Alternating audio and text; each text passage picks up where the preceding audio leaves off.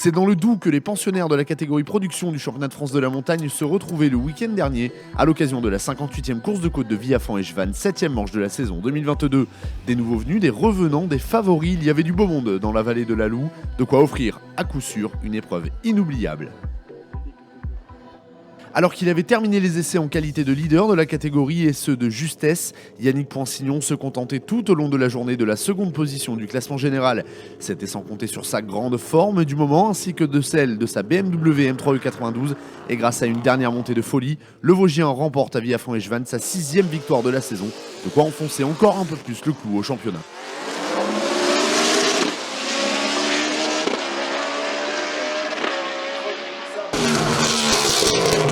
C'est la première fois depuis que je roule en GTTS qu'il y a un plateau aussi rempli. C'est de bon augure, il va y avoir de belles bagarres. Ouais.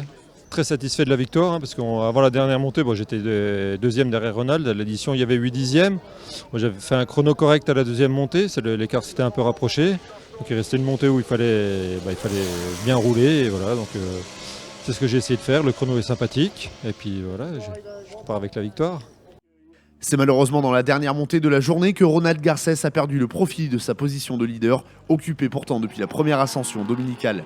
Le champion de France en titre termine deuxième de la catégorie production sur sa Lamborghini Huracan Super Trofeo.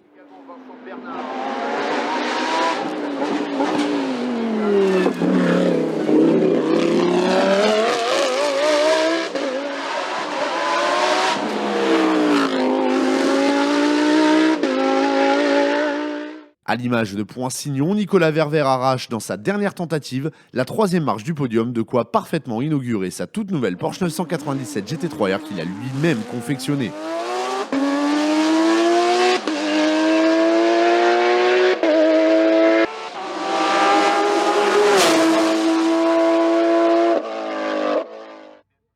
Troisième du groupe N tout en devançant son illustre père, Moran Katmakoviak a parfaitement réussi son week-end au volant de sa BMW M3 E92 pour terminer meilleure féminine de la catégorie production.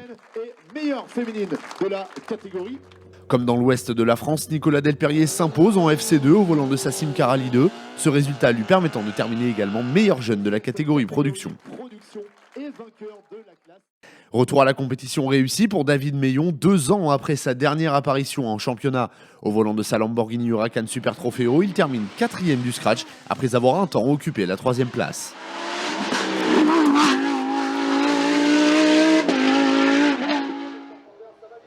Après avoir fait l'impasse sur la tournée de l'Ouest, Paul Reuter place sa Porsche 991 Cup à la 5e position du classement général ainsi que du groupe GTTS, lui qui s'était imposé ici en 2018 dans son groupe.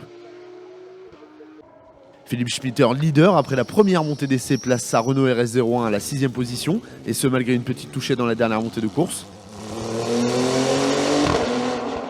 3e en 2021, Pierre Béal a prouvé que ce tracé lui allait comme un gant. Sa Volvo TC 1660 lui permet de prendre à l'arrivée la 7e place des classements Scratch et GTTS. Retour remarqué en France pour Frédéric Neff, forfait à Abrèche-Villers-Saint-Quirin, qui place sa Porsche 996 Cup à la 8e place du groupe, la 9e du général.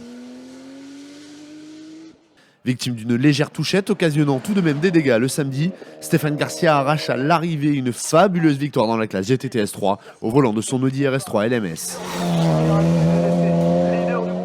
Il devance Cyril André en proie à quelques pertes de puissance sur son Opel Astra TCR, qui n'a pas hésité à porter assistance à son adversaire du week-end pour que les deux hommes puissent se battre en piste.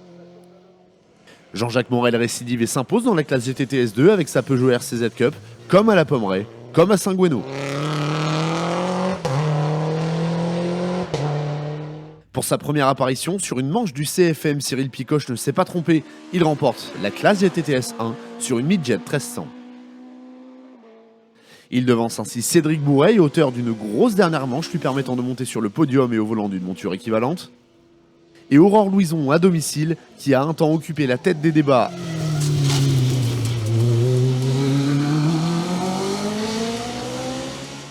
Anthony Dubois s'est parfaitement illustré dans le groupe GT Sport au volant de son Alpine A110 GT4. Il signe le nouveau record du tracé de la spécialité, la victoire, et prend la 8e place au scratch.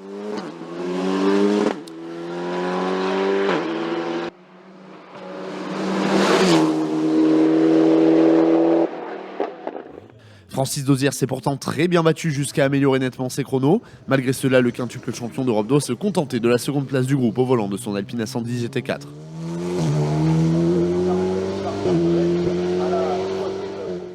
Joël Richard a dû lui aussi se battre comme un lion pour s'assurer de la troisième place de ce même groupe GT Sport au volant de sa BMW Z4 Coupé. Celle qui lui a mené la vie dure, c'est justement Elodie Lafosse au volant de sa Lotus Exige. La jeune femme remporte toutefois la classe GT1. Après son succès à Bagnols-Sabran, Mathieu Noué a enfin remis cela. Au volant de sa Simca Rally 3, il s'offre un succès de prestige en FC à Viafan, comme en 2021.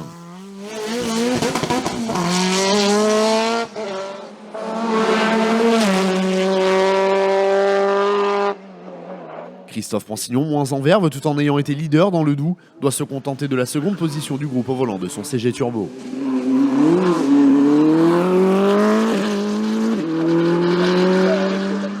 Le groupe A a été le théâtre d'une lutte de haute intensité remportée finalement par Julien Paget. Sur sa Peugeot 308 Cup, il empoche également la classe A4 et la 10e place au scratch.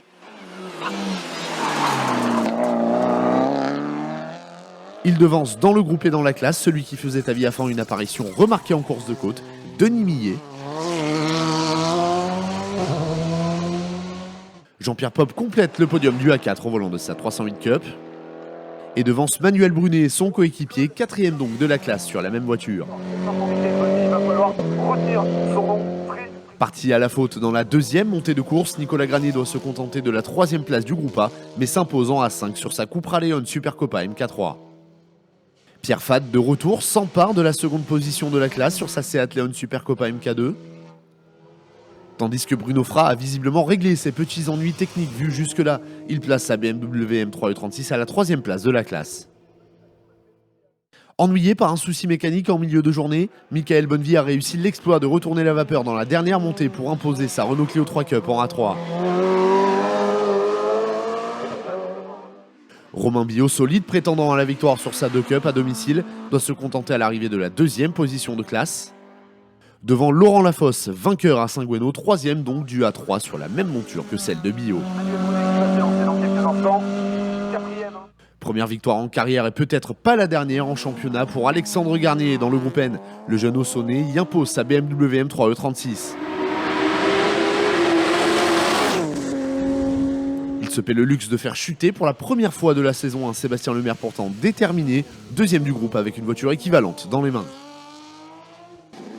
Et de 3 pour Nicolas Weisbecker dans le groupe F2000, le pilote de la BMW 318 Compact s'impose de très belle manière malgré un problème de cardan dans la dernière montée.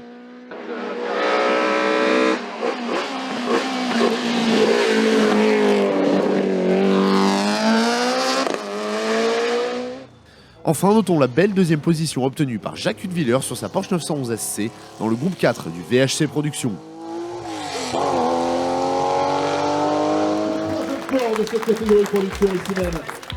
Changement total de décor pour la suite de la saison les 16 et 17 juillet prochains, où les concurrents de la catégorie production prendront le départ de la 52e course de côte de Dunière-Auvergne en Haute-Loire, 8e manche du championnat de France de la montagne 2022.